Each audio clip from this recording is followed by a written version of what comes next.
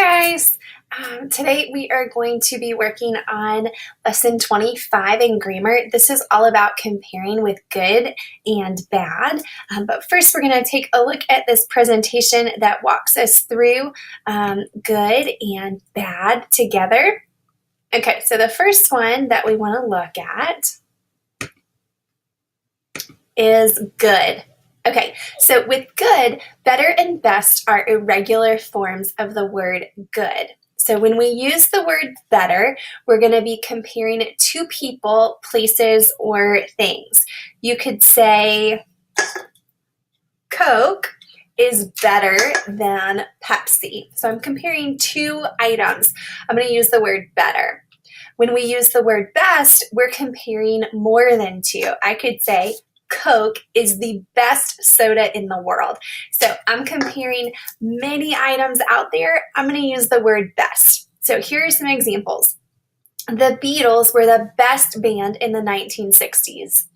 I like watching The Voice and American Idol, but I think The Voice is better.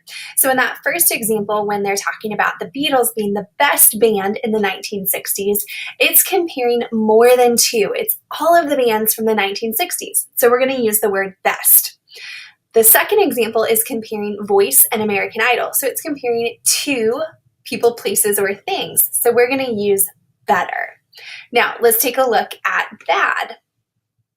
So when you use the word bad to compare things, you have worse and worst. Those are irregular forms of the word bad. We're not going to say badder or baddest. We're going to use worse and worst.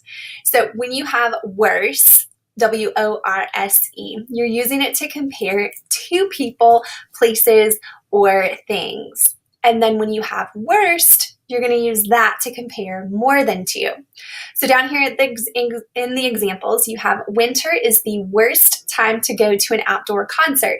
So worst, comparing more than two, you have spring, summer, winter, and fall, 4 seasons, and winter is the worst. So in comparison to the other 3, or out of those 4, that one is the worst. The next sentence says, Laura complained that listening to country music was worse than listening to Beethoven. So that's comparing two things together. It is worse. All right, so that's how we use good and bad. Now we're going to take a look at your book and get the examples from the book done.